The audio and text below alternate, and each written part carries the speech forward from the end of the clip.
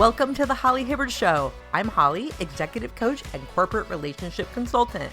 This show is for leaders, go-getters, and individuals ready to improve communication, build stronger teams, and create a workplace culture where everyone thrives, both professionally and personally. We'll explore personal development, effective leadership, mindset, and strategies to help you succeed. If you're ready to elevate your impact and lead with confidence, you're in the right place. Let's get started. Hey everyone, welcome back to the Holly Hibbard Show. I am your host, Holly, and I am so thankful and grateful for you being here today for this show. I want to chat with you today about something that came up in a leadership training I was a part of last week, and that is the difference between judgment and discernment. More specifically, when it comes to being a leader, how do judgment and discernment play a role in your ability to lead others, or even your ability to lead yourself in these key moments? So whether you are a manager, you are in a name on the door leadership role, or you simply work with a team, or you're looking to discover if you're really as judgy as you think you are in your personal life, this episode is for you. I have been a word nerd for a long time. I love getting to the root of what words mean. And there's this concept that I learned years ago that says that sometimes we take the meaning of two words like judgment and discernment and we collapse them. We say that, for example, that they mean one and the same thing. And being a word nerd, I can tell you that judgment and discernment are not the same thing. So I want to break that down for you in this episode and then explain to you how you can best use your judgment and use your sense of discernment in a professional setting. Okay, so let's dive in and get to the root of this. So being judgy has a bad reputation. It just does. If you are thinking societally or in personal relationships, one of people's greatest fears day to day is the fear of being judged by others, is the fear or that thought of what will they think? What do those people think about me? Do they really know who I am? Are they going to have a misconception of who I really am? So fear of judgment is a real thing. And as a result, we often can catch ourselves or not catch ourselves when we are judging others.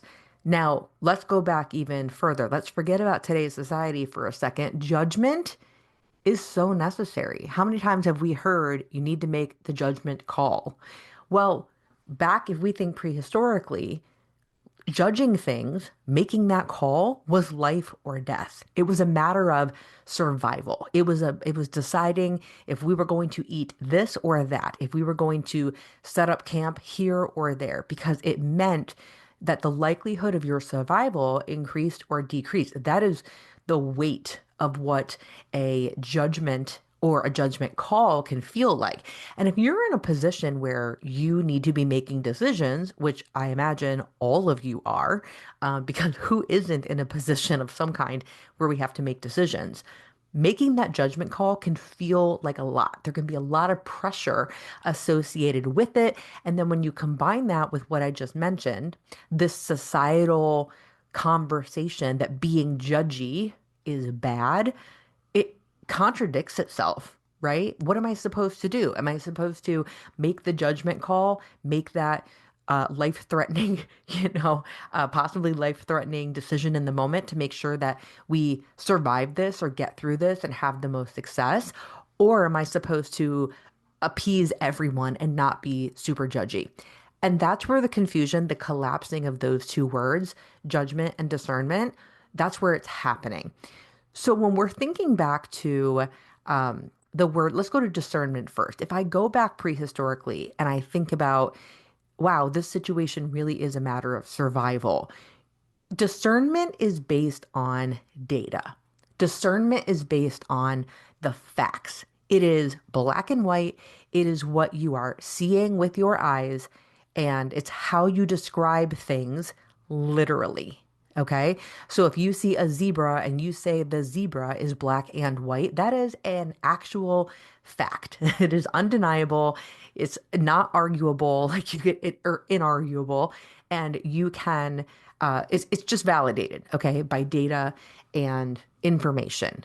Now, discernment, since it's based on fact, it's not based on your opinion. It's not my opinion that the zebra is black and white. So discernment is based on what it is you know for sure. So, for example, with the prehistoric time, if we had to discern which place to set up camp in order to discern which is going to be the best option and choose the best option, we had to know which type of environment, factually speaking, would give us a higher success rate at surviving the elements for overnight, for example. And so using that info, where do we have shelter? Where are we protected from the weather? Where can we keep warm? Where do we have access for food? Where will we be less accessible to animals that will kill us and eat us, right? Prehistorically. You make the judgment call, there it is again, based on the data that's in front of you. That is a person being discerning, practicing discernment based on the information. It is factual, it is neutral, there's no emotion behind the decision. It's simply saying, what is the ideal outcome, the desired outcome we want to have in prehistoric times? That desired outcome was we survived the night, right? And then based on the desired outcome, and my discernment, collecting the data and then making a choice, what's going to be the best choice that's going to get us to that outcome. Now, bring it back to today's day and age. And I said, societally, there is a lot of judgment. And there's also this messaging in our world that being judgy is a bad thing. And here is the major difference between discernment and judgment. Discernment, like I said, is based on fact, it's based on data, it's based on observation. Judgment is based on and filtered through your personal interpretation of what you see, of what you hear. And all of us being human beings who have had very different life experiences, that filter that our judgment is being filtered through and sorted through, my judgment is going to be different from yours because I have had a different set of life events than you have. So a person who is making a judgment, the judgment call, if they're filtering it through a positive previous experience in their professional life, for example, they're more likely to make a certain judgment call because they have had a positive experience similar to this one in the past. They are bringing their personal interpretation and feeling to that choice, to the judgment call. On the flip side, a person who's been in a professional situation can also walk into that same scenario and be told to make the judgment call. But if they have had a negative life experience in the past that's similar to this one that didn't turn out the way they wanted, one that maybe they paid consequences for or suffered through, they're going to make an absolutely different judgment call because they're bringing another set of emotions. They're bringing a negative emotion to it, a negative life experience to it. So unlike discernment, where you are bringing the facts, the data, the information, and then making the choice based on which method aligns with your desired outcome best, it's very neutral, right? Non-emotional. Judgment is different in that it brings your life experiences with it. And that is where, when we talk societally about we don't want people to be judgy, well, why do we judge other people? Well, we're judging other people based on our past, based on other things we've seen, based on things we've heard, based on previous experiences in our life with that person, that place, or that thing. So, for example, let's say I went shopping at a Home Depot. And let's say I was getting a contractor through Home Depot to design a new bathroom for me. And let's say I had an atrocious experience. All right, well now fast forward 15 years and or 10 years and another room in my home needs to be redone, another bathroom or a kitchen.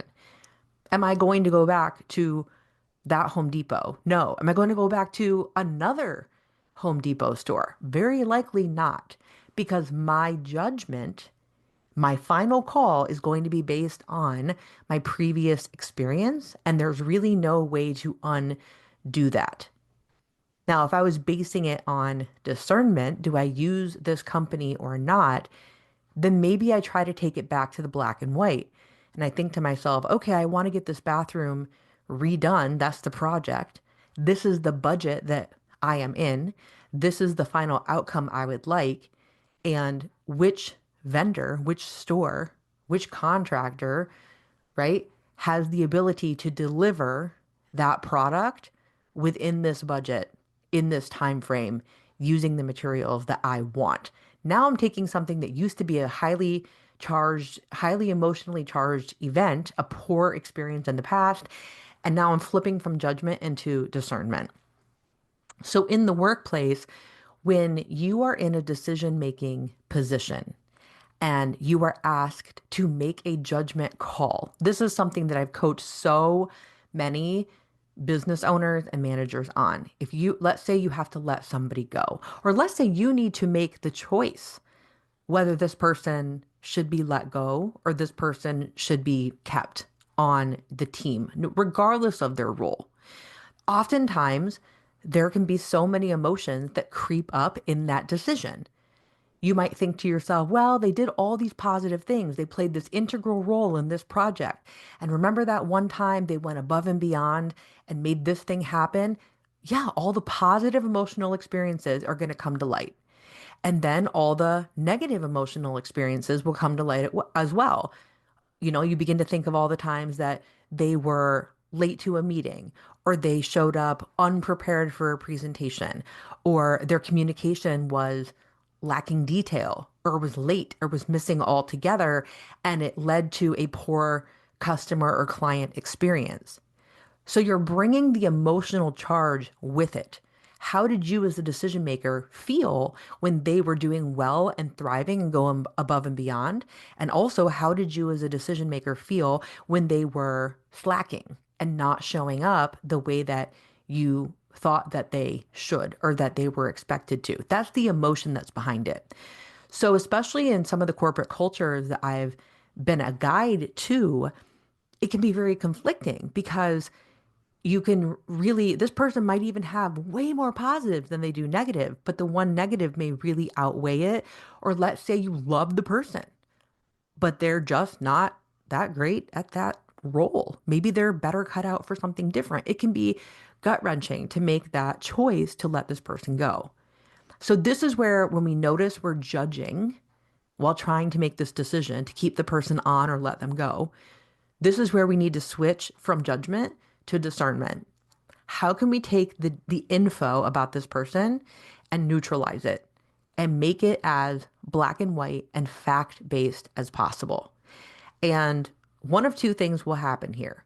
You will discover either A, your agreements with this person have been very clear about what their role entails since day one, and they have been completely off the mark of that agreement.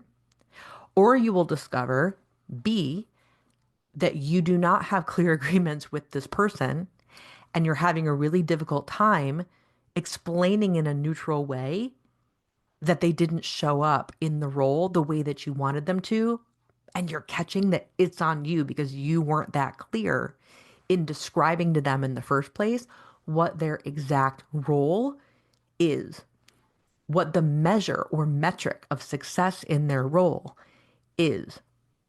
So in the best case scenario, let's say this person that you need to determine if they need to be let go or not, let's say you have been clear and it's documented from day one. This is what your role is. This is how your role is going to be measured. This is what success is going to be based on. This is what you're going to get feedback on. It's very easy in these moments. If you have that kind of metric for success, you simply sit the person down and say, this was the agreement that we presented to you that you said yes to. This is what the goal was. These are the results, meaning this is how they showed up. Again, black and white, all data. And now, based on our discernment of the data, we're going to let you go because it wasn't fulfilling what was agreed upon. So I've had a couple situations too where a company doesn't fall into example A, as I just highlighted, where the agreements are very clearly laid out and they can take the letting go of the person very black and white, very clearly, very efficiently, and move on. I've fallen into situations or noticed situations where the company, the personnel, the person making the decision sits back and goes, oh my gosh, I don't have any of that. I didn't give them the exact clarity. I told them this is what the job is, but I did not tell them how their success was going to be measured. What do I do now? Because they now they see that they can't do it based on judgment, how they feel about it. They need to do it based on discernment, but they don't have the data, the black and white results to go by. So what do they do in this moment? So I give them, I advise them. I don't tell them what to do, but I let them know that in my opinion, there's two options at that point. Option one, you say, well, you know, my mistake, my bad, and you let them go. And in some, in a right to work state, for example, you don't have to give them a reason as to why you're letting somebody go. Not my favorite, okay? But they are allowed to still go ahead and do it. And before they bring in the next person or a new person, get their stuff together and make sure that that role has even more specifics to it. So when the new person starts, it's laid out with a measurement for success, with a metric for success. That's one option.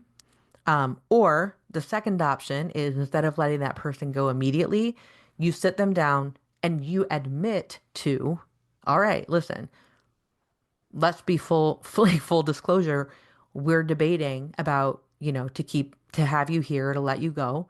You can do a probationary period if you want, but you admit as the decision maker in that moment that there is a lack of agreement between you and this person. So it's a little bit of the benefit of the doubt to say, well, maybe like take ownership of it. Maybe it is you in the leadership role. Maybe it is on you that you didn't communicate the expectations that clearly and or have a metric for them that they can follow up and follow through with, which in that case, you can admit what happened or what's missing. You can lay out a probationary period and say, all right, here's our new agreement. Are we clear on this? And then keep going and see through that probationary period and come back and then reevaluate it based on the new metrics and agreements that that you do have in place. You can choose either if you are in a right to work state. I personally like that second option of a business sitting back and saying, you know what, we made a mistake. And yes, we're going to point out where we see room for improvement, and we're noticing we did not give you a proper way to measure your goal. And employees typically appreciate that, especially if they're a person who really does care about the work that they do, or not the work that they do. Maybe they just care about a job well done and being set up for success. And so there's a couple different ways to navigate this, but I really want to take this episode, like I said, to narrate for you the difference between being judgmental and being discerning. They both can have their part in a professional setting, I guess, but when it comes to making big decisions, like letting someone go, having somebody stay, what is our budget going to be allocated for? Those things really need to be points of discernment. Instead of judgment, doing our best to leave our emotions to the side and keeping it to the facts And for some people, that's going to be much easier to do than it is for others, because some people are more analytically driven and some people are more relationship driven.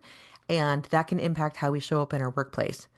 But at the end of the day, by making sure there's clear agreements between the person making decisions and the one who's impacted by the decision, we then can come to a place where discernment is our friend, it's mutually respectful, and people will feel like their work is getting feedback instead of feeling like they are being judged as a person or their character is being put down or shoved aside or not considered, because nobody likes that feeling, and that feeling is definitely not good at all for any organization that wants to keep their retention and their recruitment up.